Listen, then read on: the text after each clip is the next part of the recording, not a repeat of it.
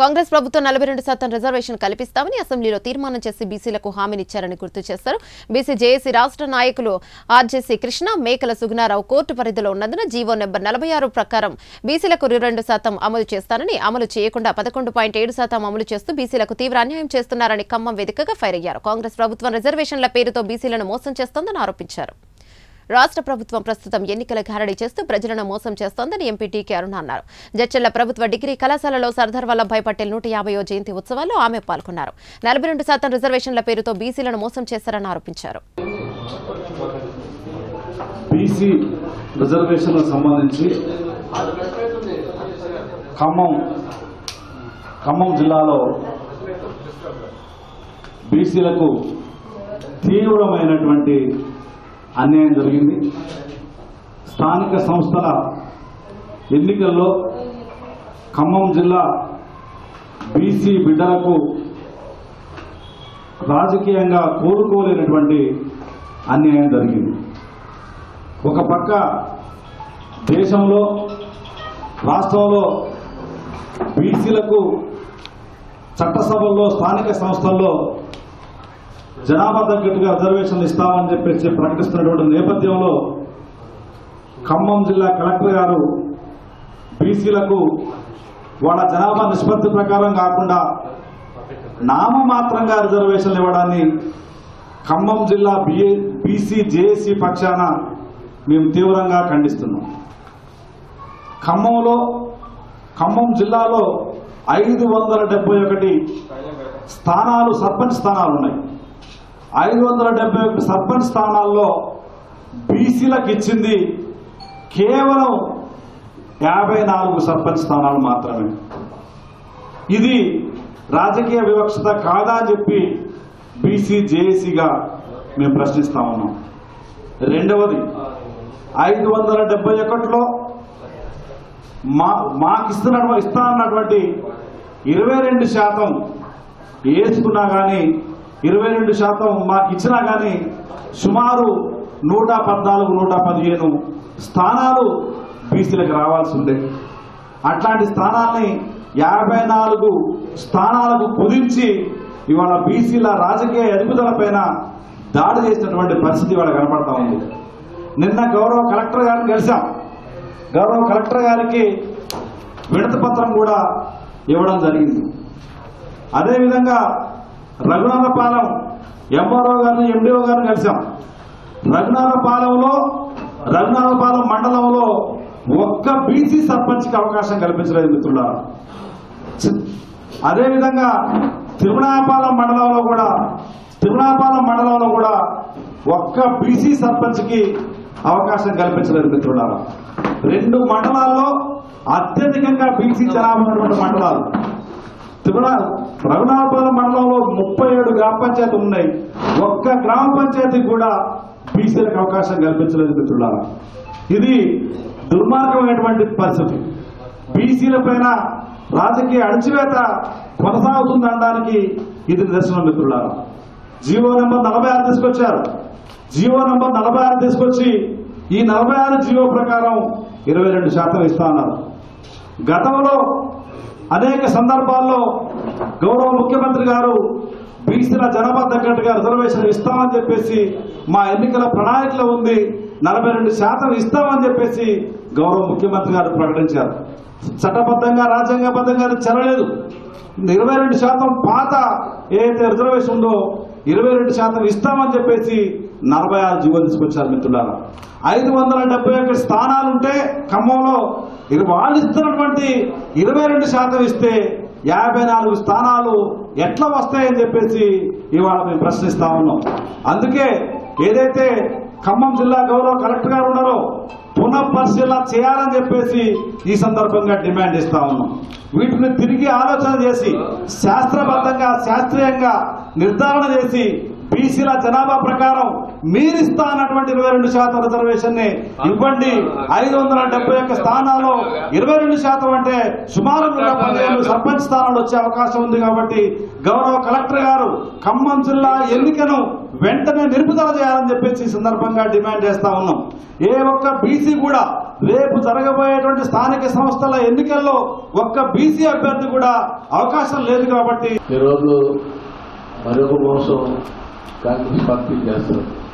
ఇప్పుడు 8 మంది ఎంపీలు ఉన్నారు, బీజేపీకి 8 మంది ఎంపీలు ఉన్నారు, ఎంఎంకు ఒక ఎంపీ ఉన్నారు, 17 మంది ఎంపీలు ఉన్నారు. 17 మంది ఎంపీలు ఏం చేస్తున్నట్టు? ఇదంతా మోసం కదా, మోసం కదా. ఇదంతా కాంగ్రెస్ పార్టీ చేసే నాటకం, బీజేపీ పార్టీ చేసే నాటకం.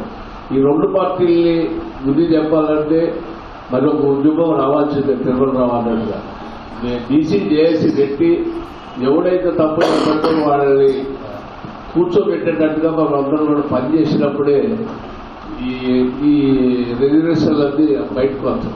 లేకపోతే బీసీలు అదే 22% గత ప్రభుత్వం అది కూడా చేసేసి 11.7% ఇచ్చారంటే ఏం అసలు కలెక్టర్ గారు ఎక్కడ ఉన్నారు, మంత్రులు ముగ్గురు ఎక్కడ ఉన్నారు?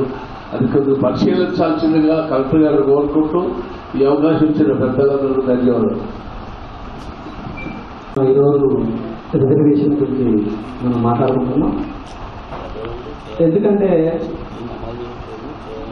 బీసీలకి ఆకలి జరగదు, ఆకలి జరిగి పిలిచిన ఉద్యమంలోకి వస్తారు తప్ప.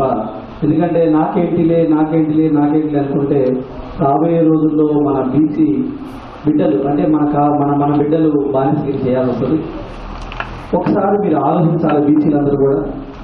ఎందుకంటే ఏజెన్సీ ఏరియా 100% రిజర్వేషన్ ఎస్సీలకు అంటున్నారు, కానీ దాంట్లో వార్డ్ నెంబర్లు 50% జనరల్, 50% ఎస్టీ.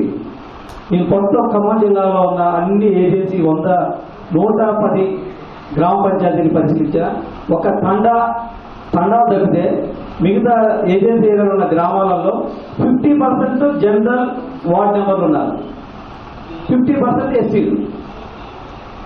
అంటే మనకి ఎంత అన్యాయం జరుగుతుందో బీసీలందరూ కూడా ఆలోచించాలి.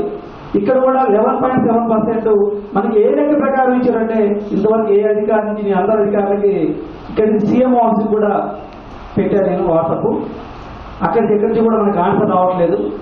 వేరే జిల్లాల్లో కూడా అదే పరిస్థితి. మనం బీసీలో ఎక్కడున్నామని పరిస్థితి మనం ఆలోచించాలి.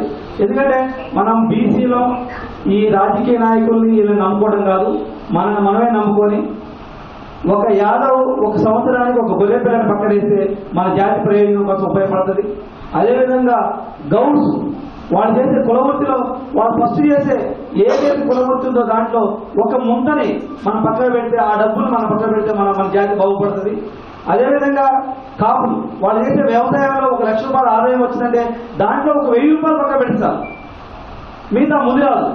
చేపలు వేటపోయేటప్పుడు ఫస్ట్ వల వేసిన చేపలు పడ్డే ఆ చేప వచ్చిన డబ్బుల్ని నా జాతి కోసమే నేను ఖర్చు పెడతా, ఆ డబ్బులు అనుకుంటే బ్రహ్మాండంగా ఉంటుంది. ఒంటరి చాగలవాడు మంగళవాడు అందరూ కూడా వాళ్ళ జాతి కోసం వాళ్ళు కష్టపడే దాంట్లో ఒక 10% కష్టపడగలిగితే ఇవ్వగలిగితే మనం ఎవరి మీద ఆధారపరచలేదు. ఈరోజు మన తరఫున జనరల్ స్థానంలో నిలబడేవాడికి మనం పోటీగా ఉండాలంటే వాళ్ళ కులంలో ఉన్నవాడు సైకిల్ దొక్కే దగ్గర నుంచి బెంజి కారు నడిపేవాడు ఏం చేస్తాడు? వాడు ఓడిపోయినా వాడు బాధపడి, ఎందుకంటే వాడి జేబు నుంచి డబ్బు పెట్టదు కదా. ఇక్కడ మనం పెట్టేసరికి మన కుటుంబాలు ఇబ్బంది పడి రెండోసారి నిలబడటానికి వెనక ముందు ఆడుతుంది. అంటే రాజకీయంగా వచ్చేవాడు నెక్స్ట్ సారి కావడానికి నా డబ్బులు పోతానని ఆలోచనతో ఎనికి తగ్గడం వల్ల మనం చాలా రాజకీయంగా ఎరికిపోతున్నాం. అన్నిటికీ మాస్టర్కి రాజకీయమే. రాజకీయాల్లో మనం రాణించకపోతే రాబోయే రోజుల్లో మన కులాలను కూడా కనుమరుగవుతారని తెలుపుతూ ఈ అవకాశం పెట్టడంతో ధన్యవాదాలు. ముందుగా ప్రింట్ అండ్ ఎలక్ట్రానిక్ మీడియా వాళ్ళకి నా నమస్కారాలు. అలాగే ఈరోజు బీసీజేఏసీ వారి ఆహ్వానం మేరకు నేను కానీ కూరాకుల నాభూషణ గారు కానీ రావడం జరిగింది. నిజంగా గత 2 రోజులుగా జరుగుతున్న పరిణామాల్ని మనం పరిశీలిస్తే బీసీలకి ఏదో జరగబోతున్న మనం అనుకుంటే బీసీలకి ఒక చీకటి రోజునిచ్చే పరిస్థితి కలుగుతుందని చెప్పి భావిస్తున్నాను. కామారెడ్డి డిక్లరేషన్ పేరుతో 42% రిజర్వేషన్ ఇస్తామంటే 55% పైగా బీసీలు ఉన్నప్పటికీ కూడా 42% అంటున్నారు. సరిపోని 42% రిజర్వేషన్ అయినా సరే ముందుగా తీసుకుందామనే ఉద్దేశంతో మనందరం కూడా అంగీకరిస్తే దాన్ని చివరికి గందరగోళం చేసి మరి ఈరోజు కాంగ్రెస్ పార్టీ 22% పేరుతో మరొక జీవోని తీసింది. ఇంకా దారుణమైన పరిస్థితి ఈరోజు పేపర్లన్నింటిలో చూసాం మనం.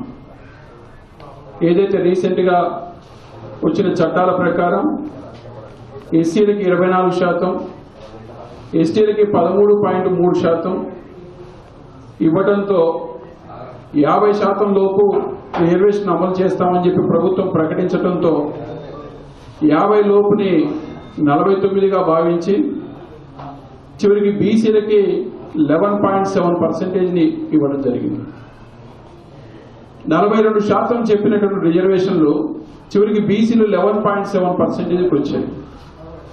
నిజంగా ఎంత దారుణమైన విషయంగా అంటే ఇది కనుక అమలు పరిస్తే ఖచ్చితంగా ఇది బీసీలకి బ్లాక్ డేగా చెప్పుకోవచ్చు. 42% రిజర్వేషన్ అప్పుడు చూసాం కొన్ని గ్రామాల్లో అగ్రకులాల వాళ్ళందరూ కూడా మేము ఇప్పటివరకు ఎంతో ఖర్చులు చేశాం, ఈ సమయంలో బీసీలకు రిజర్వేషన్ ఇచ్చారు, మాకు అన్యాయం జరిగిందని చెప్పి గగ్గోలు పెట్టారు. ఈరోజు పరిస్థితి చూస్తే కొన్ని మండలాలకి